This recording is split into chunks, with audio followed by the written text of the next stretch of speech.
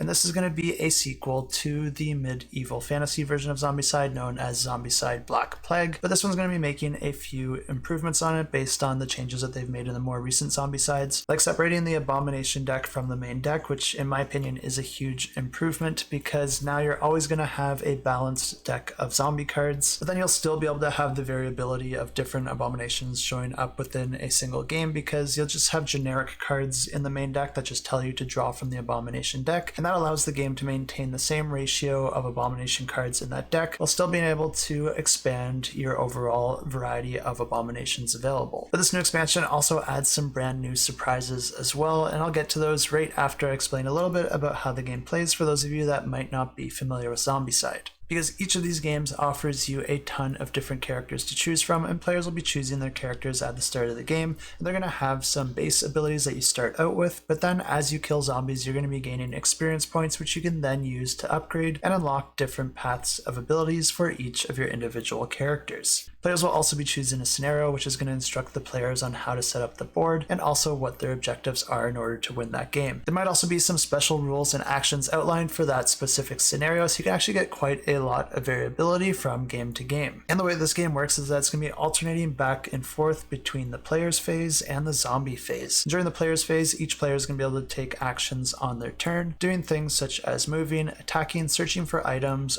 or opening doors. And as players are searching and completing objectives, they'll be adding new gear and upgrades into their repertoire, which might also allow them to make ranged attacks if they have a ranged weapon. But players will also have to keep in mind that as they're making actions, those actions create noise and can attract zombies their way. So you can actually use this to your advantage if you want to try and persuade the zombies to go to a certain location. But after all the players have performed their turn, then it's going to move into the zombies phase where the zombies are going to be performing an action for each of the zombies out on the board. And the zombies basically spend a set number of action points moving towards whichever character is in their line of sight and then attacking that character if they're in range. Of course, if no one is in their line of sight, then they're going to be moving to wherever the most noise happened. After that, a card's drawn to see what new zombies will spawn onto the board, and then the rounds continue like this until the players have been defeated or they have completed their objective. And this new edition of the game is going to be introducing players to a winter-themed environment that comes with its own perks, including a new freeze mechanism.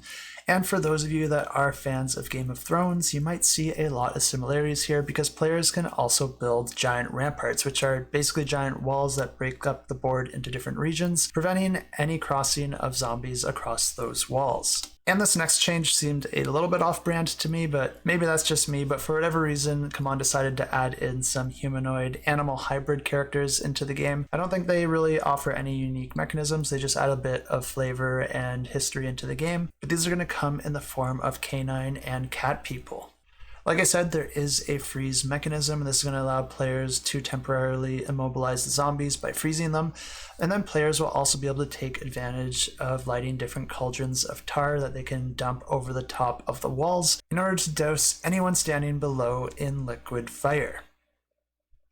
There's also a brand new type of necromancer that creates a trail of corruption that grows towards a specific zone in the game, and if the corruption ever reaches that zone, then the game is also lost in this new way. On the bright side, this necromancer never moves from the zone that it spawned, but anywhere that its corruption progresses is going to be creating new spawn points for other zombies to show up. But that's not it, because there's also a new Con Abomination. This is a new type of zombie with huge arms that's able to climb up the rampart walls freely, but he's not the only one that's able to climb those walls because you can also draw a siege card from the zombie deck. That's going to allow all of the zombies to siege up onto the walls, creating tense moments that players are going to have to contend with. Luckily, your side of the battle is not limited to just the player's characters because there's also going to be some non-player controlled guards that are happy to lend a hand. Players will be able to take advantage of these to help them push back the zombies as you try to complete those grander objectives. And of course, if you're able to complete those objectives before any of the lost conditions, then the players win the game. And if you're interested in this one, you can find links to the campaign in the description below.